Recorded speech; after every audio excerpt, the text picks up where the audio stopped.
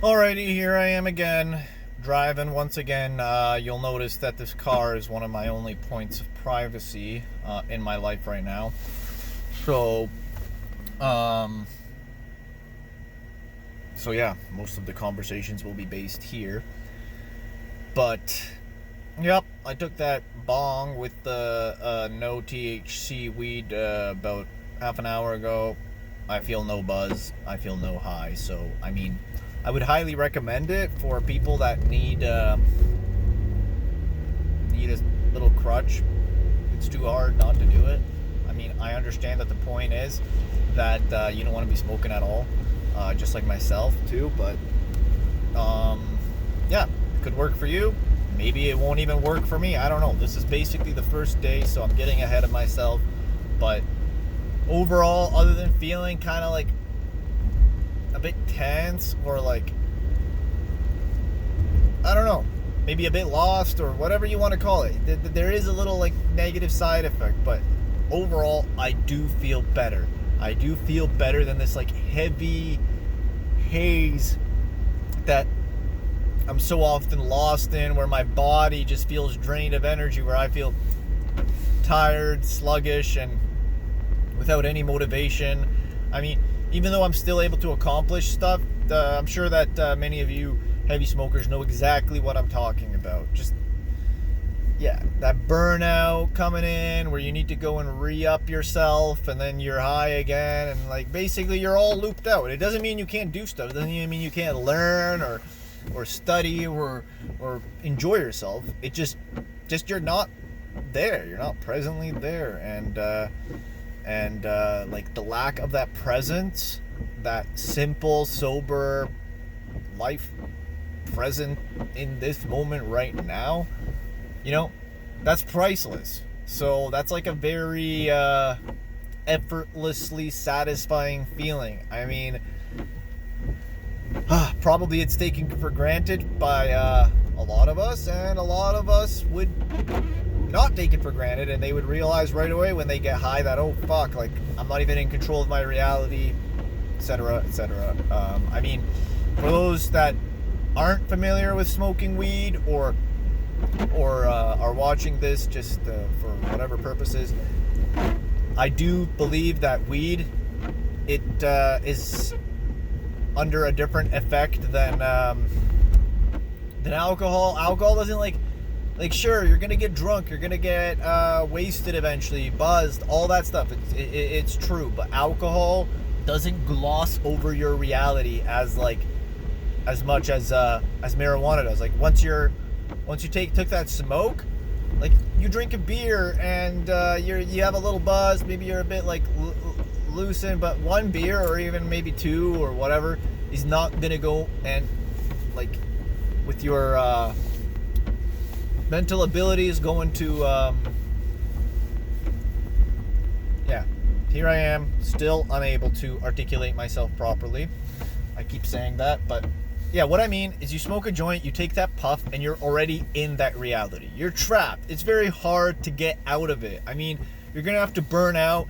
You're gonna have to wait the at least I would say like 3, 4, 5 hours before you fully don't feel the effects. Maybe even longer. Maybe for some people it'll just put a toll on your whole day. And I mean, like people can argue this or whatever you want to say, but that much, in my experience, I've seen it. That, you know, you drink a beer, it will wear off. You drink even a couple of beers, it'll wear off. But like you take even that one puff of a nice potent joint, and you're glossed over in reality. I'm not saying you're more wasted than a drunk or like so out of this roof. I'm just saying you can't get back to that level of focus, that level of simple presence, you know. Hard for me to explain all this, but that is one thing that I noticed. So for anybody that wants to quit, like, it's about the simplicity, I would assume, and I don't want to preach anything without, you know, this is my first day, but that simple, sober, present moment. Like, I mean, getting high and smoking weed, you could list all these reasons why it's great, but like once you're in that high, you can't go back to that sober moment like very, very quickly. So all of the like effects are still there. You go and try to read something, you go and try to understand. I'm not saying you're not going to fully understand it, but it's different than when you go and when you're fully sober, trying to read it, trying to understand it, trying to make a decision, trying to have a conversation with somebody. Any of these simple things, you realize you're a little like your social functioning or your mental capacity is maimed. So yeah, that's my experience for you. I'm sure others can relate. I'd love to hear the comments on it, or your personal situations. I'm sure it's all different, but a lot of it will have a common ground among all of us habitual weed smokers and addicts and whatnot. So anyways, where was I going with this? So I smoked some CBD, and I'll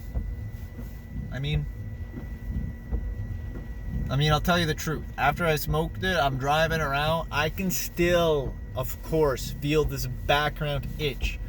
Something that just wants to go into that comfortable reality that I'm so used to. And I even have an anxiety thinking like, because this is so new, this is so foreign. It's strange to say, but it's so foreign to be sober completely without being in that reality.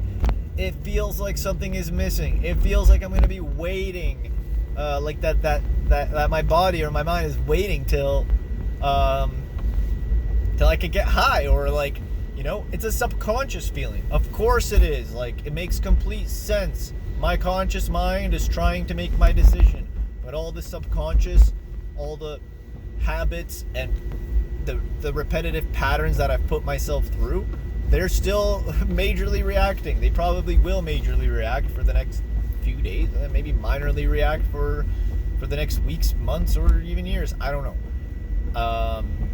For me, this grew to be a very serious addiction. I can at least admit that I've struggled with it. Whenever I go to travel or whatever, it comes out the most. If I can't find weed right away, then that desperate addiction comes out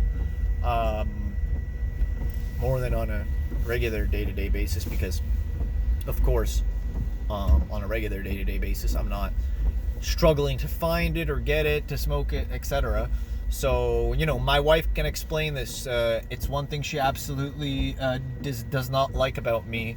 That's when we travel and I'm panicking to find weed. It disgusts her.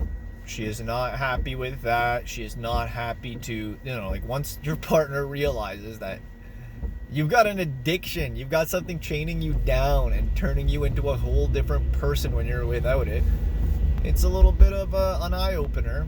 Luckily, I have a loving wife who tolerates and accepts me, so, that's real love there.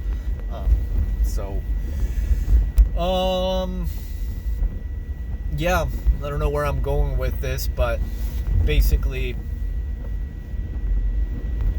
yeah, this is my first step to actually consciously do this for myself. I can't even remember the last time that I took a break willingly. I can remember several times that I've tried and instantly failed, but that doesn't matter.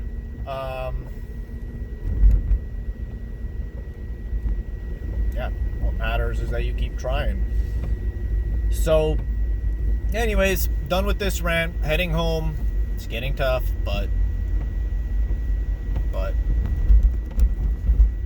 I'm determined to keep going. So, till next time.